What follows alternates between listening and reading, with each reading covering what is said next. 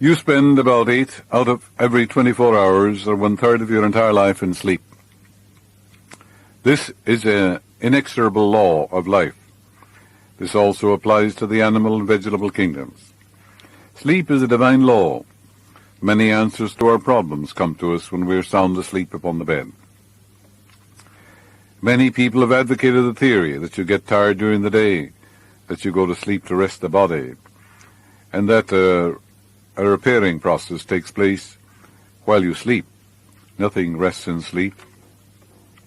He who watches over Israel neither slumbers nor sleep. Your heart, lungs, and all your vital organs function while you are asleep. If you eat prior to sleep, the food is digested and assimilated. Also, your skin secretes perspiration. Your nails continue to grow. True, there is a reparative process takes place while you sleep, but all nature sleeps. Your subconscious mind never rests or sleeps. It is always active, controlling all your vital forces. In sleep, the conscious mind is creatively joined to the subconscious. That's why you read in the Bible, come into his presence singing, come into his courts with praise, be thankful unto him, and bless his name. For the Lord, he is good, his mercy endureth for all generations. So go to sleep every night with the praise of God forever on your lips.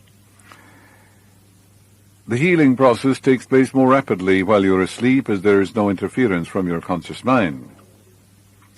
Remarkable answers are given to you while you're asleep. Dr. John Bigelow, famous research authority on sleep, demonstrated that at night while asleep you receive impressions showing that the nerves of the eyes, ears, nose, and taste buds are active during sleep. And also the nerves of your brain are quite active.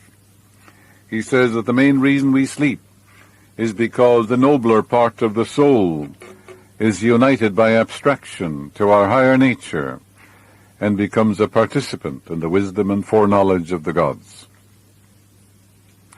Dr. Bigelow states that the results of my studies have not only strengthened my convictions that the supposed exemption from customary toils and activities was not the final purpose of sleep, but have also made clear to my mind the conviction that no part of a man's life deserves to be considered more indispensable to its symmetrical and perfect spiritual development than the while he is separated from the phenomenal world in sleep.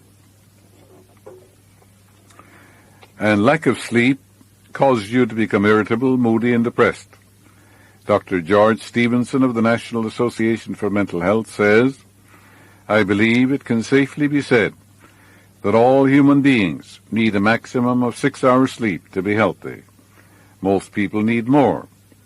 Those who think that they can get along on less are fooling themselves. That's a quotation from Dr. George Stevenson of the National Association for Mental Health. Medical research scholars investigating sleep processes and deprivation of sleep point out that severe insomnia has preceded psychotic breakdown in some instances. Remember, you're spiritually recharged during sleep, and adequate sleep is essential to produce joy and vitality in life.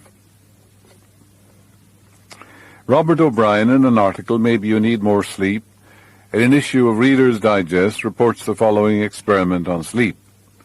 For the last 3 years, experiments have been in progress at Walter Reed Army Institute of Research in Washington. Subjects, more than 100 military and civilian volunteers, have been kept awake for as long as 4 days. Thousands of tests have measured the effects in their behavior and personality. Results of these tests have given scientists astonishingly new insights into the mysteries of sleep. They now know that the tired brain apparently craves sleep so hungrily that it will sacrifice anything to get it. After only a few hours of sleep loss, fleeting stolen naps called lapses, or micro-sleep, occurred at the rate of 3 or 4 an hour. As in real sleep, eyelids drooped, the heartbeat slowed. Each lapse lasted just a fraction of a second. Sometimes the lapses were periods of blankness. Sometimes they were filled with images, wisps of dreams. As hours of sleep loss mounted, the lapses took place more often and lasted longer, perhaps 2 or 3 seconds. Even if the subjects had been piloting an airliner in a thunderstorm, they still couldn't have resisted micro-sleeps for these few priceless seconds. And it can happen to you, as many who have fallen asleep at the wheel of a car can testify. Another startling effect of sleep deprivation was its attack on human memory and perception.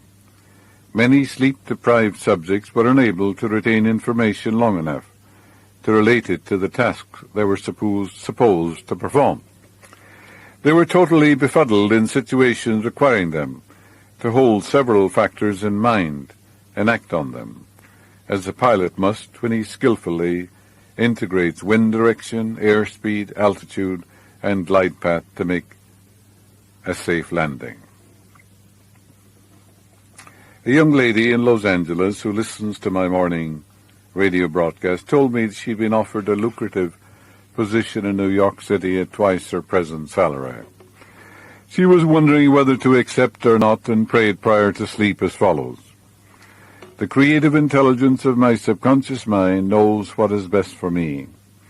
Its tendency is always lifeward, and it reveals to me the right decision, which blesses me and all concerned.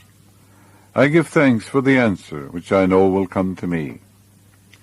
She repeated the simple prayer over and over again as a lullaby prior to sleep, and in the morning she had a persistent feeling that she should not accept the offer. She rejected the offer, and subsequent events verified her inward sense of knowing. Because the company went bankrupt in a few months following their offer of employment to her. The conscious mind may be correct on the facts objectively known, but the intuitive faculty of her subconscious mind saw the failure of the concern in question and prompted her accordingly. If you suffer from insomnia or you have difficulty in sleep, just dwell upon these wonderful words from the Psalms. In the 4th Psalm it says, I lay me down in peace to sleep, for thou, Lord, maketh me dwell in safety. And the 127th Psalm says, for so he giveth his beloved in sleep. For he who watches over Israel neither slumbers nor sleeps. In the book of Proverbs it says, I lay me down in peace to sleep, for thou, Lord, maketh me dwell in safety. Thy sleep shall be sweet. I will lay me down in peace and sleep, for thou, Lord, maketh me dwell in safety. Repeat that to yourself frequently, and you'll be amazed what a wonderful sleep you will have. I will lay me down in peace to sleep, for thou, Lord, maketh me dwell in safety. Quietly repeat that to yourself, and you'll be amazed what a wonderful, peaceful sleep you have. And repeat again, for so he giveth his beloved in sleep. When thou liest down, thou shalt not be afraid. Yea, thou shalt lie down, and thy sleep shall be sweet. And Proverbs says, yet a little sleep, a little slumber,